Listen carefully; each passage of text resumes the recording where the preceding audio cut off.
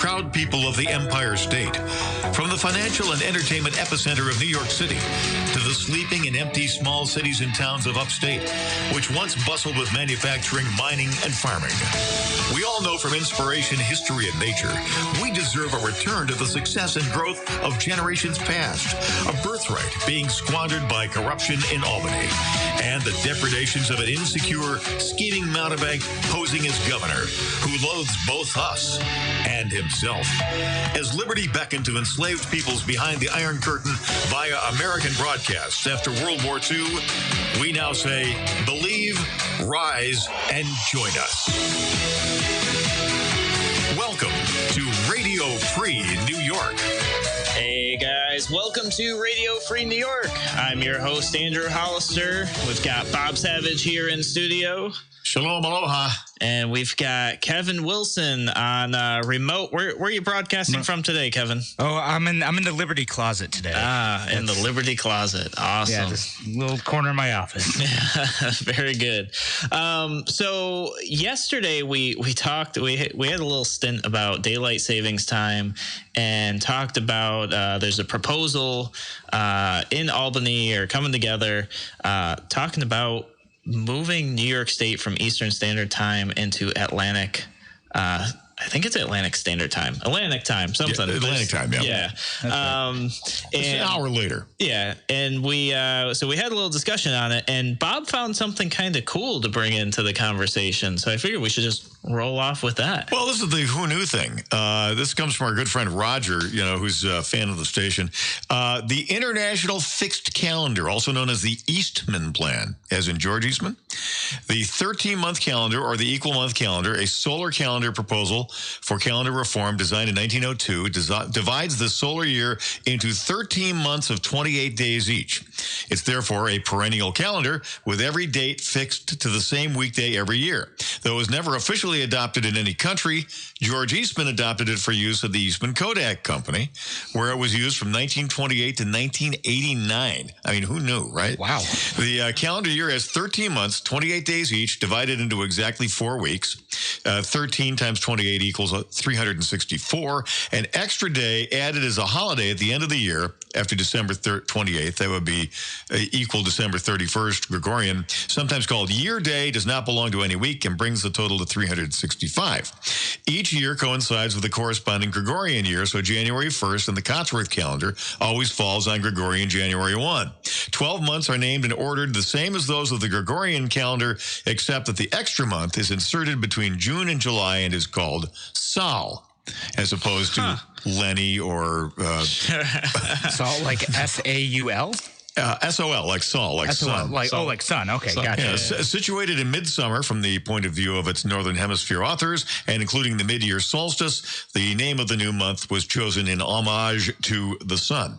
Leap year in the International Fixed Calendar contains 366 days, and its occurrence follows the Gregorian rule. There's a leap year in every year whose number is divisible by 4, but not if the year number is divisible by 100, unless it's also divisible by 400. So this, it just keeps going. So you have a leap day at the end of the year. Okay, interesting. So, I mean, Kodak ran that calendar while they were doing pretty good, right? So that's what happened. Everything went downhill. They stopped using that calendar, and that's what happened to Kodak. It could be the secret thing. That's the secret there. That's actually pretty interesting. So it said that each day always falls on the same weekday. Right. Which is nothing every year is exactly the same in terms. To promote Cotsworth's calendar reform, the International Fixed Calendar League was founded in 1923, just after the plan was selected by the League of Nations, believe it or not, as the best of 130 calendar proposals put forward. The league opened offices in London and Rochester.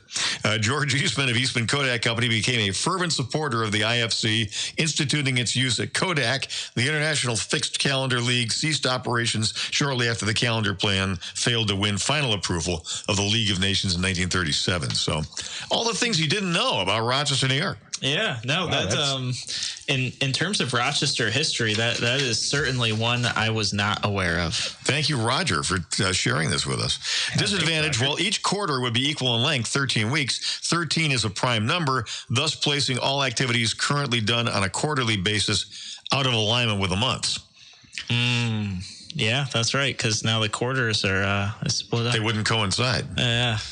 Kevin, were you trying to say something? I thought I heard you pipe up real quick. Oh, no, I just said, thanks, Roger. That's really interesting. I had no idea that was a thing. Yeah. Oh, no, I could get behind that. That sounds interesting. Wacky stuff. So yesterday you guys wanted to you wanted to change the time standard. Now you want to change the calendar. Yeah, let's do it. Although, what are we going to do tomorrow? Could you imagine though, like how much like this is something that, so obviously George Eastman himself tried to make this happen and was not successful. It outlived him. I mean, the guy shot himself in 1931, and this was apparently at Eastman Kodak till 89. Yeah.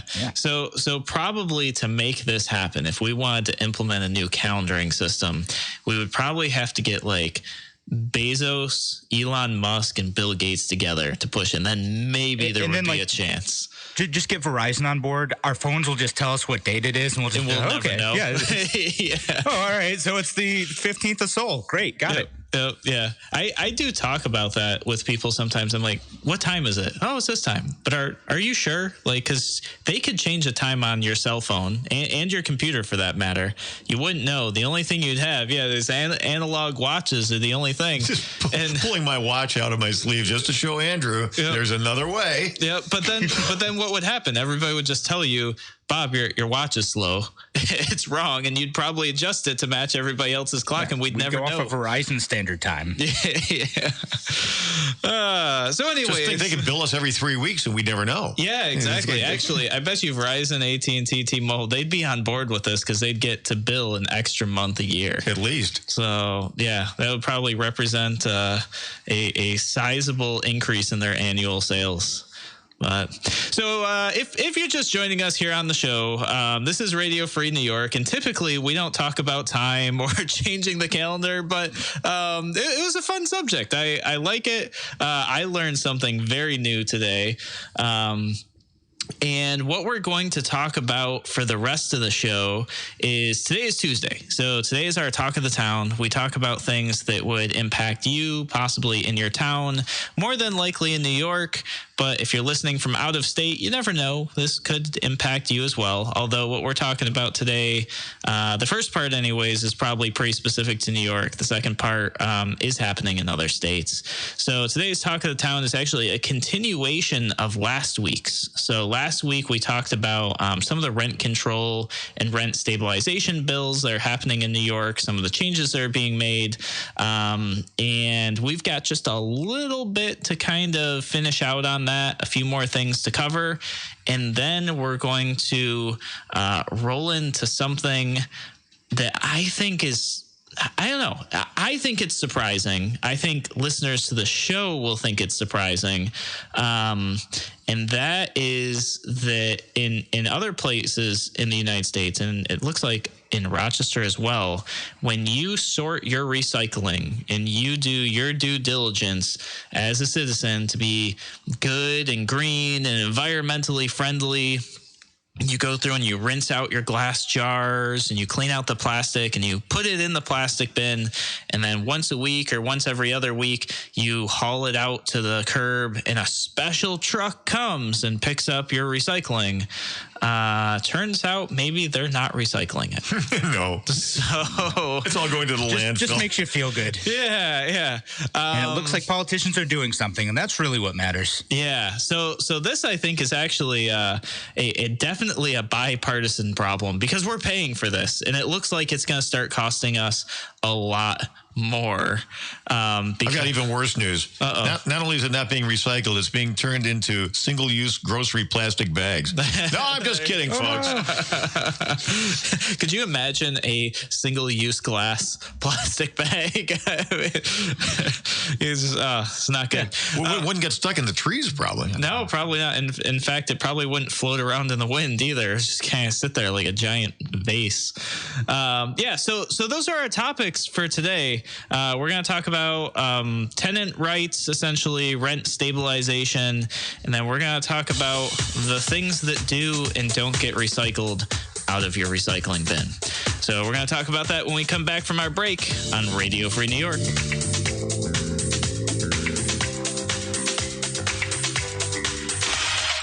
your business relies on computers and technology to operate. Slow, unreliable networks and servers can cause unplanned downtime and affect your bottom line. The experts at Simple Tech Innovations are here to help. Their preventative maintenance program ensures that your computers and network are kept up to date and monitored for any issues, keeping your business running smoothly. They also help clients achieve HIPAA, PCI, and New York State cybersecurity compliance to keep your network safe and secure. Whatever your business IT needs are, Simple Tech Innovations should be your first call. They've won the Best in Rochester 8 years in a row and have an A+ Better Business Bureau rating. Call them today for a free consultation at 585-200-3182. That's 585-200-3182. Simple Tech Innovations. If you're looking to market and grow your business, make new business connections, and give back to the community in a meaningful way, consider joining the Greece Regional Chamber of Commerce. We're the largest suburban chamber in Monroe County, and we offer networking, education, marketing, insurance, and advocacy. You do not need to live or work in Greece to join. Our members come from throughout the region. In short, we're better together, and together, we're moving business forward. Visit greecechamber.org or call 585-227-7272 to join today. Tom Walls started in 1955. Since then, America has been through wars, natural disasters, and economic highs and lows. Rochester companies have had their ups and downs, but one constant, Tom Walls. Tom Walls has stood the test of time. A Wahlburger and a frosted mug of root beer on a sunny afternoon brings us closer to our past and reminds us of what is good. My name is Riley. I am Tom Walls. Share the good times. Tom Walls. Why do businesses choose to move their website from Wix and Squarespace to Simple Tech Innovations? Maybe it's their excellent customer service or attention to detail. Maybe it's their ability to give a truly customized solution. Or perhaps they just like the fact that Simple Tech is a local small business that builds great relationships with its clients. Whatever the reason may be, you can rest assured knowing that the local team at Simple Tech has your best interest in mind when building or updating your website. They're hands-on and love helping customers achieve their goals. But don't take my word for it. They've won the Best in Rochester 8 years in a row and have an A+ Better Business Bureau rating. Coming back. Site doesn't match your dreams. Kevin's clean feed disconnected and reconnected, so I got to call him on my cell because he's not. So stand by. 82. That's 585-200-3182. Simple Tech Innovations.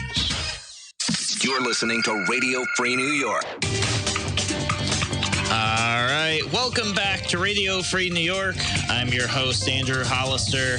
And I just searched. So if you're just joining the show, we're talking about it wasn't the George Eastman calendar, but now I'm going to call it the George Eastman calendar. It was Well, it was kind of. I mean, it was called the Eastman Plan. The Eastman Plan. But the formal name of it, which almost nobody used, was the International Fixed Calendar. Okay, the International Fixed Calendar. There you go. So we're just talking about how I was originally thinking somebody like Bezos and Elon Musk and Bill Gates, if those three got together, they could change the calendar. And then Kevin kind of suggested, Verizon and AT&T could just change it on us and we wouldn't know. So with that being said, I just searched how much money AT&T made in 2018, and I'm assuming Verizon is probably making a similar amount, maybe a little more, maybe a little less. If they did change us to a 13 calendar year, AT&T would get, based on their 2018 earnings, another $14 billion. Well, at least they need it. I mean, they definitely need it because there are obviously things. Those poor people that work for AT&T they're all like starvation. Oh, are they? I guess I'm not so familiar with especially the executives. People. Well, the executives, people at the top. The executives, I'm sure they're doing pretty good. Well, they need to. What's the line from Money by Pink Floyd? I think I need a football team. Yeah, there you go. Yep.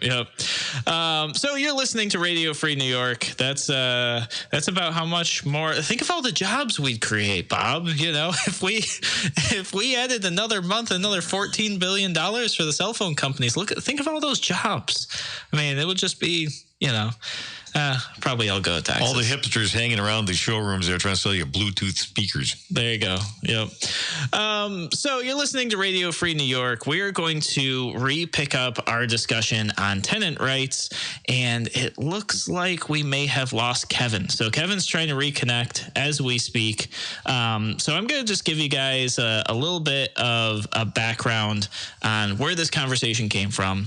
If you guys jump on YouTube, search Andrew C. Hollister, I think it was under rent control, but it was last Tuesday's topic, and we were discussing kind of the economic impacts on rent control and rent stabilization.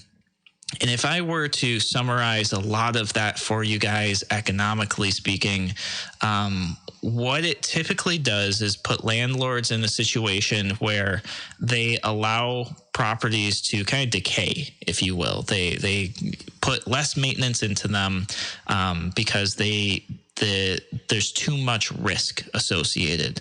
And as a result, tenants kind of get less service, they get less quality, and the local area, you know, the economy as a whole, the area as a whole kind of starts to, I don't want to say crumble, but that's kind of, you know, why I picture, you know, certain places you go into and you can see it's derelict. It's been just kind of abandoned because nobody wants to put money in there because they know that they're not going to get that money back. Kevin's back. That's one of the things that happens with rent control versus areas that don't have rent control and it's an open market. You see people investing in property, improving it because they know they can raise the rent and that the market will support that.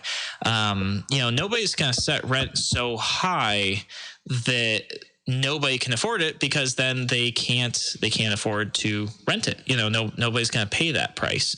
And we actually see this a little bit in downtown Rochester where there's some luxury lofts that are totally empty right now. Those prices are either going to come down or they're going to remain vacant as a bad investment. That's a revelation to me because everything that I heard about downtown Rochester is all those loft apartments are all sold out. Yeah. They're all gone. Can't get. Kevin, can you hear us? Okay. Yeah, I can hear you. Can you hear me now? Oh, you're back, Kevin. Good. Yeah, I'm back in. Yeah, no. I said fake news. But no. A lot of the apartments downtown, the vacancy rates are within pretty normal ranges. So, you know, they are being filled. That's the thing. People wouldn't be building them if they weren't getting tenants to occupy them. Kevin, you sound like you're on your shoe phone, you know, from Maxwell Smart. Maybe you can work with Bob a little bit on seeing what's going on there because you sound like you're coming in from Whatchacallistan. Yeah, it sounds pretty far away. Yeah. Oh, he fixed it. Oh. Okay, let's try. It work a bit better now? Hey, much right, there. yeah. That's the real Kevin. There's Kevin. As opposed to I accidentally used the laptop mic. My bad, guys. They'll do it. Yeah, you sound much better now.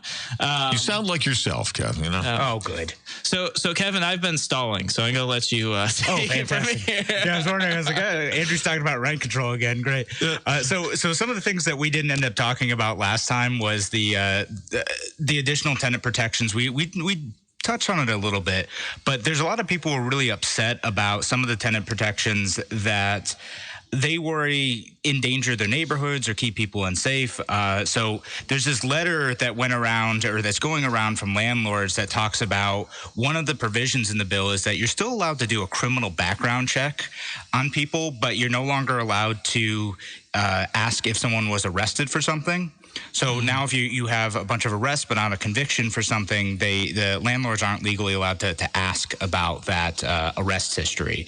And some of the landlords are worried that keeps people unsafe, that if there's arrests even on their own property, that they can't necessarily use that as a reason to evict someone or not rent to someone in the first place. What do y'all think of that? So what you're saying is it specifically doesn't allow for arrest history, but does it still allow for convictions? Conviction history. Yes. So conviction history they can have, but arrest history they can't. Yeah. And my kind of position on this is that if it's an arrest, then I I don't think it should count. I think it should only count for the conviction, because sometimes there's false arrests and there's things that don't make sense. But a lot of landlords feel pretty strongly that they should be able to look at the arrest history as well. And you also can't look at past eviction history either. So if someone's been evicted from several previous properties, you can't ask about that.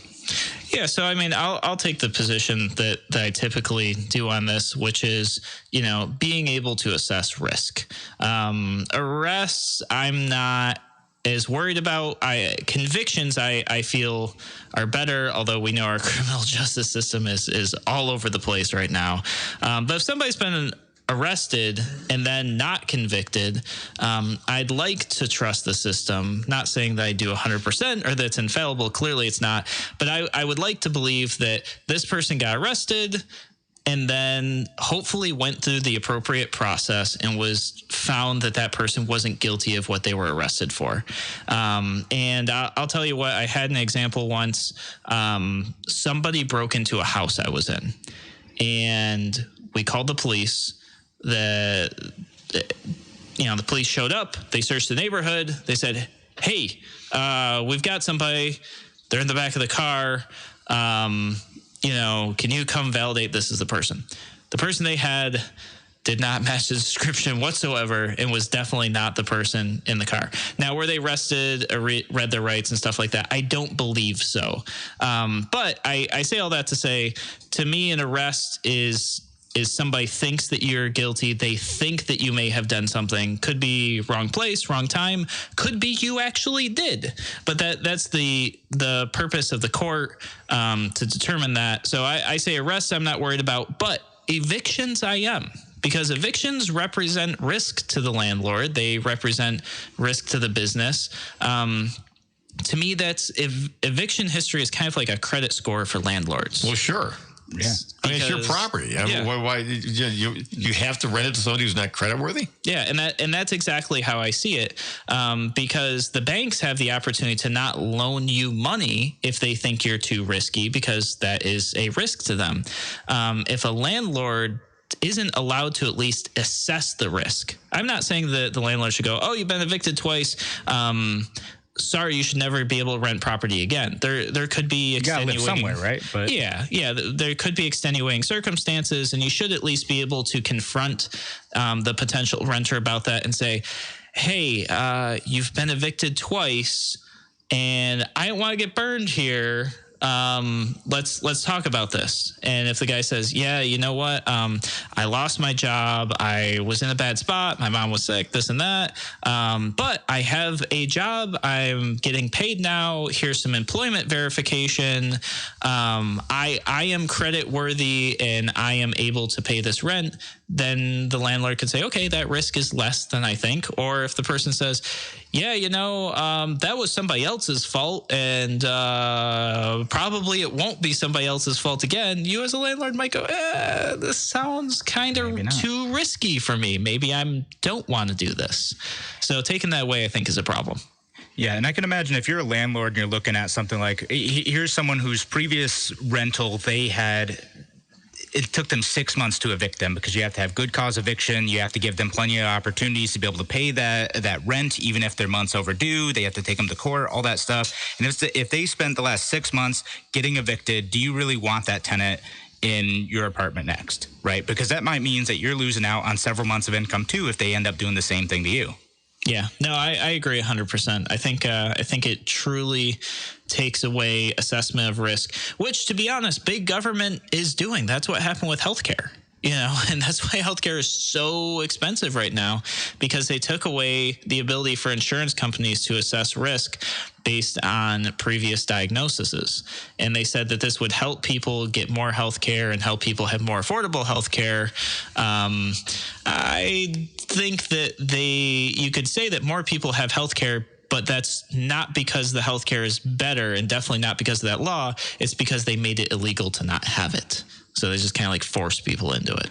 Right. And in these situations, if landlords are taking on more risk, what are they going to do? They're going to raise the prices to help mitigate that risk. Yep, absolutely. All right, guys, you're listening to Radio Free New York. We're going to take a break. We'll be back in a moment.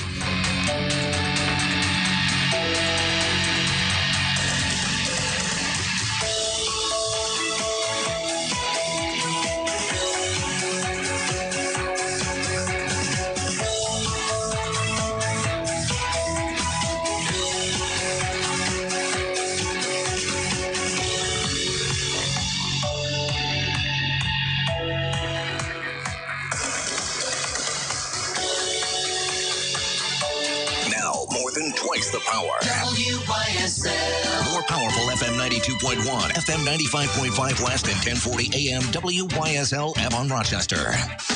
Here's the latest forecast from the News 10 NBC Weather Center for today. Looking at rather cloudy skies out there. Just a chance of a sprinkle or a flurry. Temps today will be in the mid-30s. For tonight, mostly cloudy. A couple of light snow showers in the 20s. On Wednesday, some quiet weather, mostly cloudy in the 30s. But be ready. Snow likely on Thursday. Several inches of accumulation area-wide during the morning. I'm Rich Cornelia, WYSL. Know why everybody's picking Patrick? It's the price. And it's easy. Patrick Buick GMC is the largest, most experienced Buick GMC dealer in Rochester. People have been picking Patrick for over 35 years because all our employees are highly trained professionals. People pick Patrick for our 3,000 five-star reviews with a 97% approval rating. And did you know Patrick has access to over 1,000 Buick and GMC trucks and SUVs? These days, everybody's picking Patrick for our special pricing for educators, GM employees, GM suppliers, military and first responders, even college grads. Plus, all our amazing offers at PatrickBuickGMC.com. Patrick, we are professional grade. Corner of Lehigh Station and West Henrietta Road. See why everybody's picking Patrick Buick GMC in Henrietta. Remember, it's easy to save more at your exclusive SUV and truck dealer. Did Mom leave the stove on again?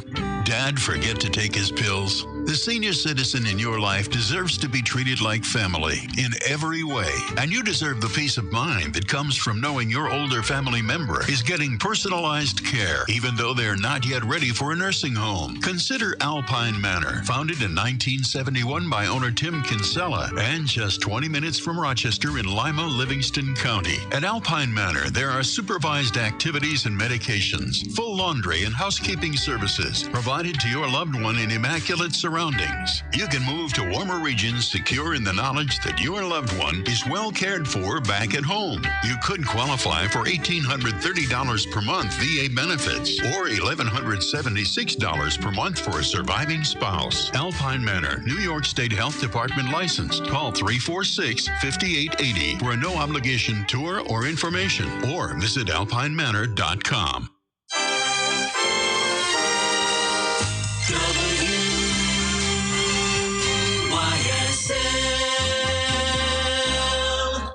Tax season is upon us once again. Whether you're looking for small business or individual tax return service, better get the A-team on your side so you know you'll comply with the latest tax rules and regs and get every penny of the refund you deserve. Paget Business Services in Caledonia prepared over 700 tax returns last year. They use state-of-the-art tax software, and owner Ben Guerrera has over 20 years of experience. This year, get your taxes done right by professionals instead of struggling with generic tax prep software or trying to work with a relative or friend. Call Paget Business Services in Caledonia as soon as you can to make your appointment. Get peace of mind this tax season. Paget, the small biz pros, preparing individual and business tax returns. Call 538-2501 or visit them on Facebook.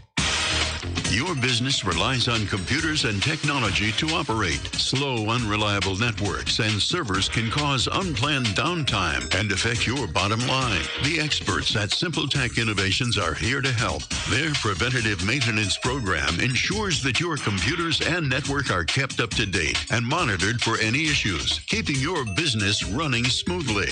They also help clients achieve HIPAA, PCI, and New York State cybersecurity compliance to keep your network safe and secure. Whatever your business IT needs are, Simple Tech Innovation should be your first call. Last spot. The best in Rochester 8 years in a row and have an A+ Better Business Bureau rating. Call them today for a free consultation at 585-200-3182. That's 585-200-3182. Simple Tech Innovations.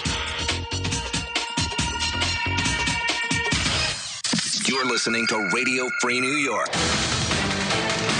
All right, welcome back to Radio Free New York. I'm your host, Andrew Hollister. We've got Bob with us in studio and Kevin on remote. And what would you do if I told you that those glass jars that you're cleaning out before you put them in your recycle bin are not being recycled? I'd be sad. Yeah, me too. I'm sad to hear about it. Makes me wish I'd sent them all to Greta Thunberg. There you go. It's kind of, it's interesting because I do canning, and I know that's probably a strange thing to hear from a millennial, and especially a millennial guy. Can I just say? Yeah, right. Don't take it personally, Andrew, but that's a little girly. Yeah, well, I like making spicy pickles. There's anything wrong with that. Not that there's anything wrong with that. No, that Kevin's right. So I like making spicy pickles. I do garden, and as it would happen, my garden produces more than we can eat. So we'll can sauce. I like making spicy pickles and a number of other things, right?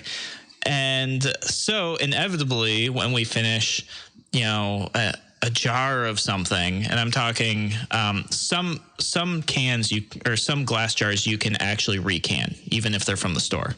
And so, we finish it out, and sometimes I'll be like, oh, are we going to throw this one away or hold it for canning? And you get the ball, canning jars? We do the ball canning jars too. We've got a ton of those, but some of the store ones you can also reuse and reseal. You gotta be careful of botulism and stuff. Right? Yeah, no, absolutely. We certainly we haven't died yet, so I think we're following the right process. Haven't died yet. That's the spirit. Like my favorite T-shirt. I'm planning on living forever. Yeah. So far. So good. So far, so good. Yeah, absolutely. Or that quote, but did you die? Haven't died yet. So seems to be going well. But, sometimes I look at what we've got. I'm like, no, I think we have enough. We'll just recycle it. Well, apparently they just crush it up and throw it in the landfill. So it all winds up in the garbage. The median strip of $3.90. Yeah. So I'm sitting here like, wow, like all those glass jars that was like, no, it's fine. We'll just recycle it. We'll do our civic duty, and nope, that's not happening. So that's frustrating to me. Kevin brought it to attention. So Kevin, I'll let you lead out with this, and I'll chime in as we go. So recycling has a big problem that I've been thinking about for a little while before this, because what happens with recycling, particularly single stream recycling like we have in the city of Rochester and they have in other cities like Baltimore and things like that, is that people throw a lot of stuff in recycling that absolutely cannot be recycled. Mm-hmm. And sometimes they throw stuff in the recycling that can be recycled, but it's so dirty that you can't use it.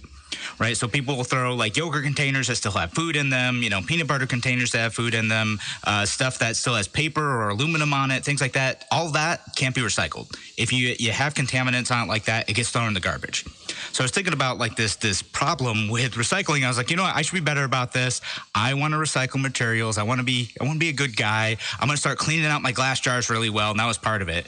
And then I figured out, and this story brought it to my attention again, is that all those glass jars that I spent time cleaning to make sure that I did it right so they could actually be recycled, that was a huge waste of time. No one's recycling glass anymore. Mm-hmm. Yeah, and sometimes I'll just put them, if the dish load is like not totally full, I'll throw them in the dishwasher. So I'm like cleaning these pretty good here, just for them to get crushed up and thrown away. Well, there's no market for this stuff, for the glass or for the plastic for the most part.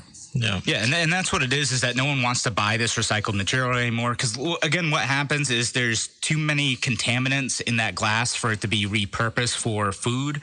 And it's also just people are mixing in different colors, and it's hard to separate that stuff, especially if things break. So there's just no market for it anymore. And what I found out, there's a story in the Democrat and Chronicle that ran a couple years ago that glass hasn't been recycled in like Monroe and Ontario counties for like several years, sometimes 5-10 years. But people still put it in the blue bins, and they kind of encourage you to do that too. So, why? Yeah, no, absolutely. Actually, Elon and I, we went to Imagine RIT. Well, we go every year, but a couple of years ago in the College of Sustainability, they had this whole recycling station set up. And it was kind of like they had all these things laid out, and you get to try to figure out what things truly are recyclable and what things aren't. And there was stuff in there that I had been putting in my bin that I thought were recyclable that definitely weren't. Pizza boxes was one for me. Yeah, pizza boxes, that was the one for me too. I thought it's cardboard, it goes in recycling. Apparently, nope, because there's food on it, so they won't touch it. So, and I forget, there was something else too. There was, I think it was like a plastic yogurt cup, but we left the foil lid attached or something. And so they can't recycle that whole piece because that one piece of foil, things like that. Other things that people don't know that I've heard from the city that cause a lot of problems for them recycling is people put their recycling in those one-time use plastic bags, and those one-time use plastic bags can't go through their machines. So they just take them and throw it out. Like like nothing in those bags gets recycled. So some of that stuff was interesting to learn, but now I'm very disheartened to hear I put all this work in and they're not recycling like half the stuff.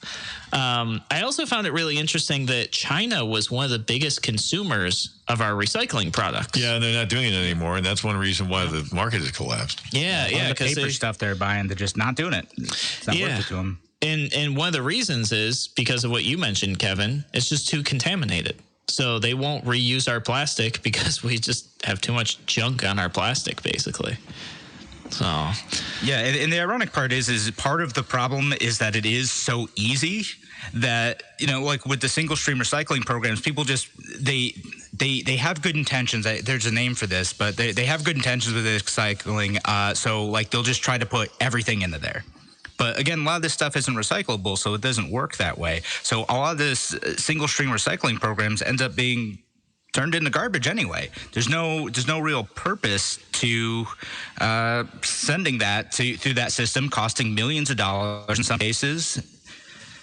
And but what it's still good. It makes people feel like they're participating in helping the environment, and that's all it's really about. Yeah, and I kind of have this feeling, and you guys, if you know more, feel free to correct me, but I feel like there's truly no excuse to not be recycling glass. And my reason is this. I don't care what was in that jar. Glass can be heated to a very high temperature. There's no way that we can't sanitize that. In fact, it has to be. I mean, it's going to reuse it. It's got to melt down. Yeah. So but they can use it for things like sand, but yeah. Well, in Czech Republic, right, when you buy bottles of beer, you see this kind of like ring around the outside edge. And it's because they bring their glass back to that same manufacturer, and they recycle every single bottle. So you're looking at this bottle and you see it's gone through the machine so many times because you see the edge is like worn down with whatever the process is where it gets refilled. And that bottle's been probably refilled 8, 9, 10, 12 times until they just can't, or somebody drops it, and so when I look at something like that, and I remember way back, I think it was, and going on 12 years back now, I used to work in catering, and we had to separate every single beer bottle back into the manufacturer, and the manufacturers would come and repick back up, the Budweiser bottles and the Labatt bottles and all of that. My understanding was to refill them. Yeah, they wash them out and reuse them. Yeah. Yeah. So that's the interesting thing. Yeah. So beer bottles that are standard, like your standard 12-ounce beer bottles, or if you have a company that has like a certain size and shape of a beer container, those can be recycled pretty easily because they're just sanitized and repurposed for that same thing. They're not crushed up. It's the other stuff, like the jars that are all sorts of weird shapes and sizes, and they aren't standardized, where it's a little bit harder to repurpose those, unless people took the unbroken jars and sold them back to companies that use that same size jar and did it that way. But apparently there's no market for that. Interesting. Seems like some environmentalist group should come up with a standard jar, and maybe we can fix this problem. I don't know. All right, guys, you're listening to Radio Free New York. We're going to take a brief break. We'll be back in a moment.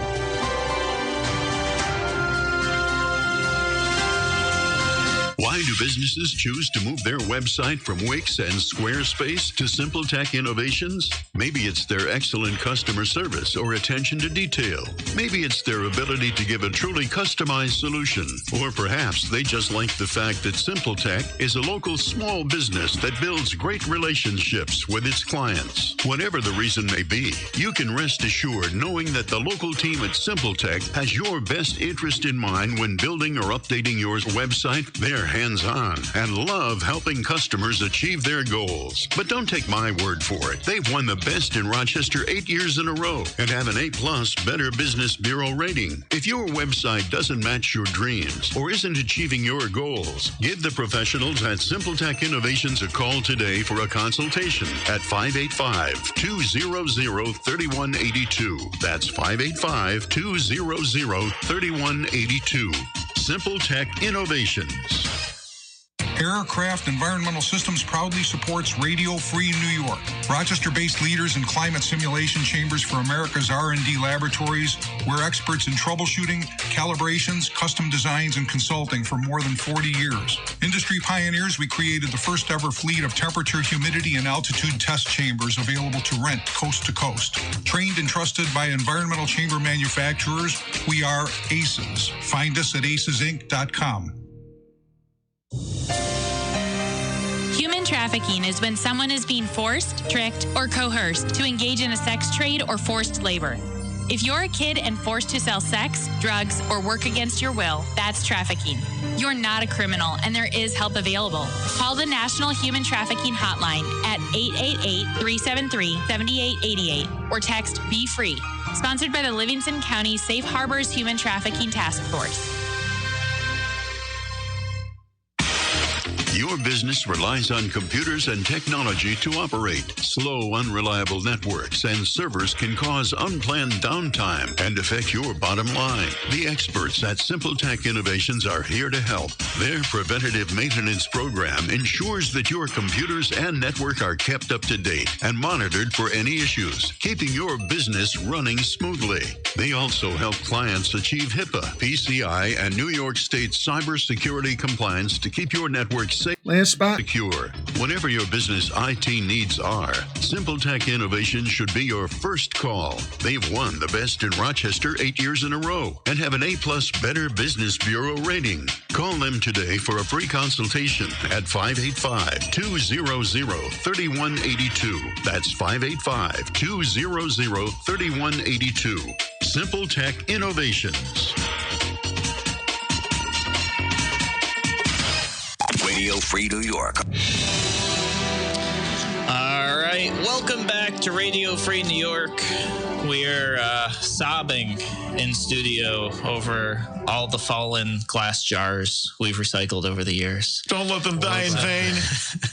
No, actually, you just got to reuse them like you do. Yeah, no, absolutely. We're gonna figure this out. We're gonna talk about a solution, but first, I want to turn over to some of the comments we got here on social media.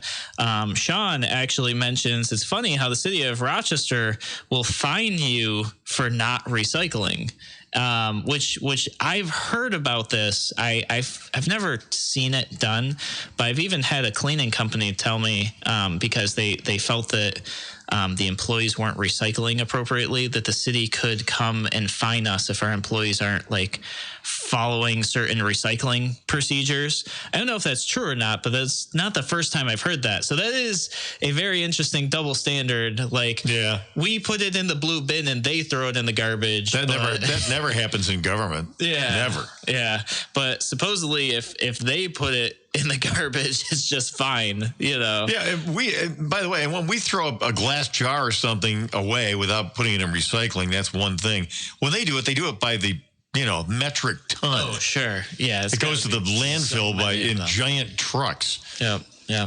So pay a ton of money to get rid of it. Yeah, absolutely. So, Kevin, you keep mentioning single stream recycling. What is that? Let's talk about it. Yeah, with single stream recycling, that's again what we have in Rochester, and we'll share a link to the story about Baltimore too that has a single stream recycling program, and what that means is that In Rochester, we get a giant blue bin that's the size of a normal garbage bin, and you're supposed to put all your recycled materials into it. So you put your glass jars that can't be recycled, your cardboard that can sometimes be recycled, your plastic that may be able to be recycled if you cleaned it out well enough. You put that all in one place, and then that's supposed to get taken to a recycling plant that will sort that out and supposedly get to the right place. But again, what happens a lot of this is that there ends up being cross-contamination. If you throw a dirty can into it and you get like sauce all over other stuff, then that may hurt that ability to be able to recycle it.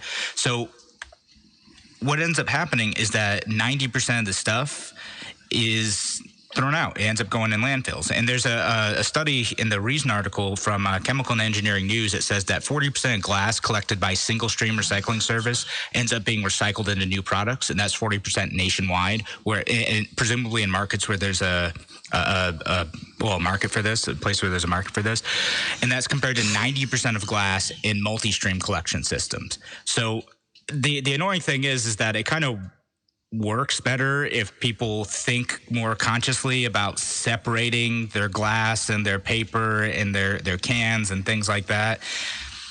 And the single stream recycling system is mostly just to get people to feel a bit better. You know, like there's this quote that says like, even though it's not working, keep recycling. We have to do it. It's a good thing to do, said Brand, the DEC Deputy Commissioner. Recycling provides enormous benefit to the environment by conserving natural resources. It diverts waste from landfills and creates useful products.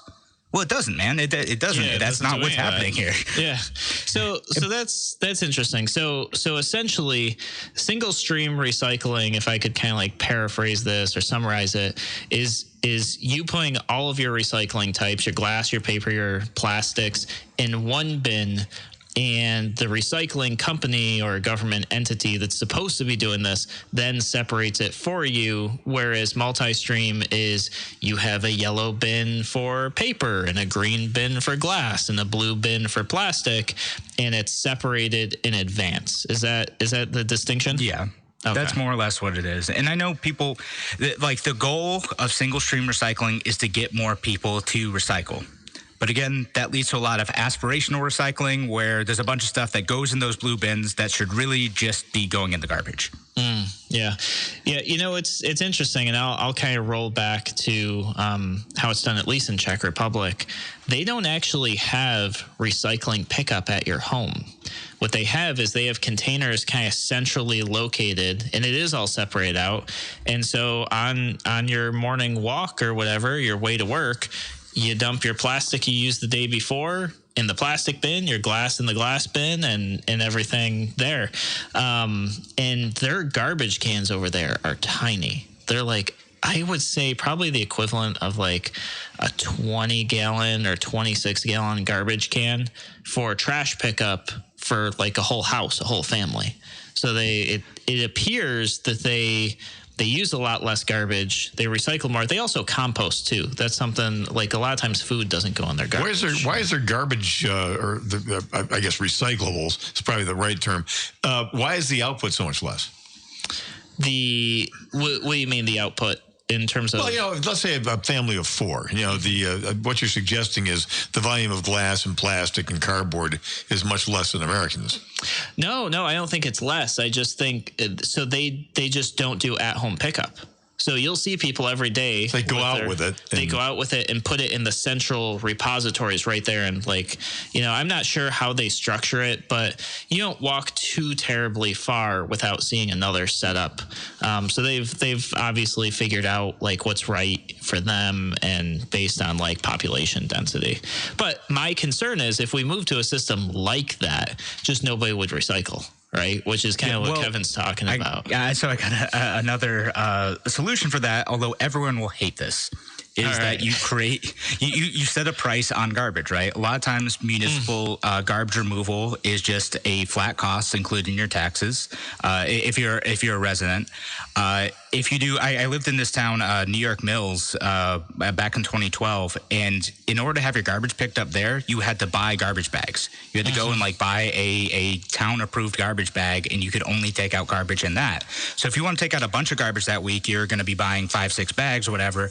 But if you wanted to save some money, you could get down to buying like 1 or 2 of the small bags, and then everything else, the recycling was free. So your incentive was to try to recycle more.